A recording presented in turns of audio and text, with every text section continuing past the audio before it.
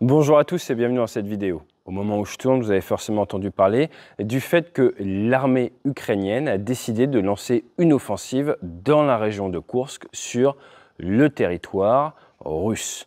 La dernière invasion, si je puis dire, du territoire russe, eh bien ça remonte à l'opération Barbarossa. C'était le 22 juin 1941 et c'était pas avec quelques milliers d'hommes. Rappelez-vous, les Allemands étaient venus avec 4,2 millions d'hommes, ce qui n'est quand même pas rien.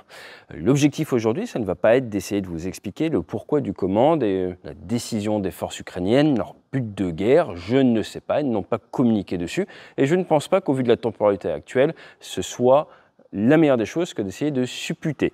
Ce que je vous propose, c'est de vous faire prendre un petit peu de recul sur cette région et de mieux comprendre pourquoi est-ce que l'on connaît tous ce terme de Koursk pour la bataille de chars, mais sur cette chaîne, je ne m'occupe pas de ce qui se passe au sol, je suis là pour vous partager mon expertise dans le domaine aérien et accrochez-vous bien, une des plus grandes, si ce n'est la plus grande bataille aérienne de l'histoire de l'humanité, c'était dans cette région dont on entend parler, dans cette région de Koursk, avec des milliers d'avions qui se sont affrontés et comme, eh bien, avec cette chaîne, on aime bien toujours tout ramener un petit peu à la défense nationale, aux armes françaises. Saviez-vous que le Normandie-Niemen s'était battu là-bas et que des aviateurs français sont décédés dans ce ciel? Ce que je vous propose, eh bien, de voir dans cette vidéo, de mieux comprendre, de plus vous familiariser avec cette région et ce qui s'y est passé, tournant de la guerre quand même, lors de la Seconde Guerre mondiale. Allez, jingle.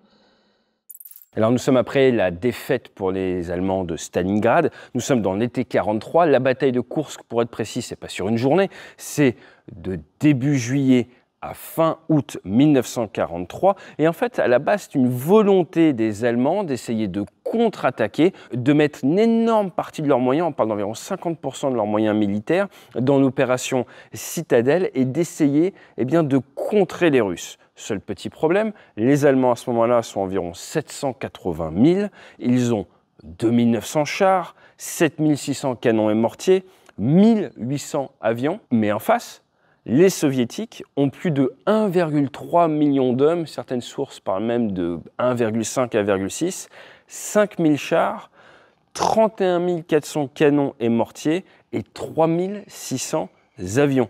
Donc oui, d'un côté, il y a 3600 avions, de l'autre, il y en a 1800. Et pour rentrer un petit peu même dans le détail des aéronefs soviétiques, vous avez plus de 1000 chasseurs, vous avez près de 940 avions d'attaque au sol, vous avez 500 bombardiers de jour et plus de 400 bombardiers de nuit.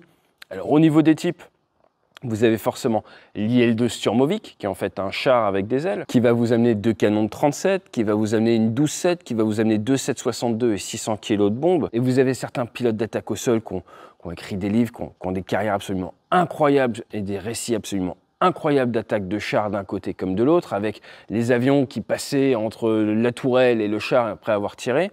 Vous avez également du LA5, du PE2, et d'un point de vue chasse, le fameux Yak-3 avec son canon de 20 mm et ses deux 12-7 capables quand même, grâce à ses 1659 chevaux, d'atteindre les 660 km/h. À noter quand même sur l'IL-2, ce fameux tank volant, ça a été l'avion le plus construit au monde. À votre avis, combien d'IL-2 ont été fabriqués par les soviets?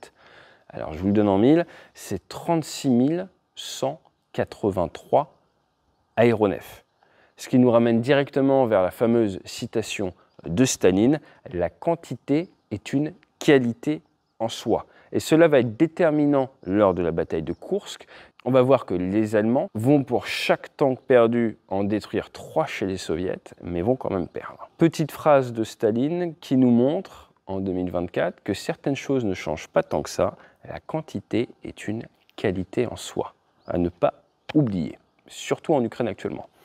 En face, les Allemands ont du Stuka, qui est un peu la version allemande du Sturmovik, Junker 87, ils ont du Henkel 111, du Junker 88, du Bf 109 et du Focke-Wulf 190 avec ses canons de 20 mm. Alors l'opération Citadelle, c'est quand même 4 mois de préparation, mais surtout, c'est une fuite de renseignements, toujours le nerf de la guerre.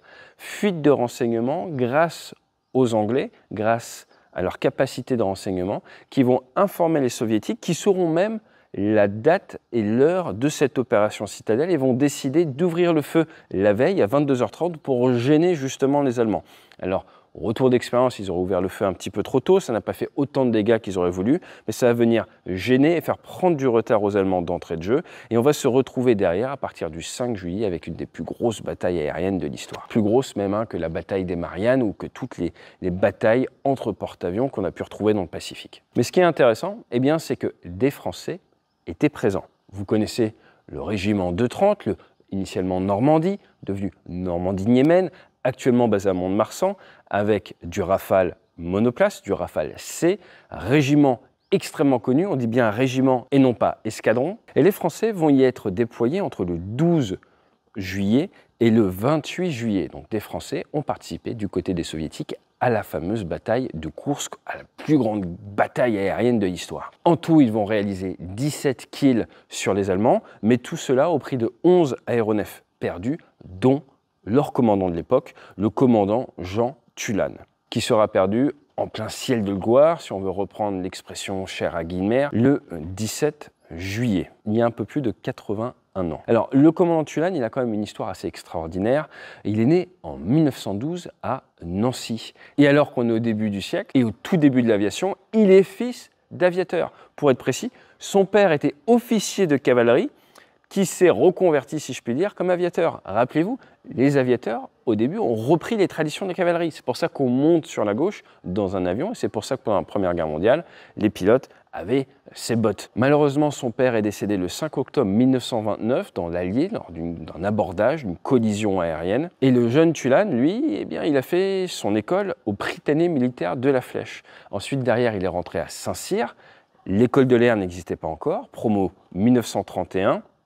Et il a choisi l'aviation et s'est retrouvé breveté pilote le 7 juillet 1934, un peu plus de 9 ans avant son dernier vol. Lorsque ça se passe très très mal pour la France au début de la Seconde Guerre mondiale, il est affecté à Rayac, l'indicatif accessoirement du Normandie-Niemen actuellement. 3 personnes sous son commandement quittent les forces de Vichy pour s'enfuir. Il est donc tenu responsable et surveillé. Donc il a toujours le droit de voler, mais on lui a mis un équipier qui doit le surveiller en vol.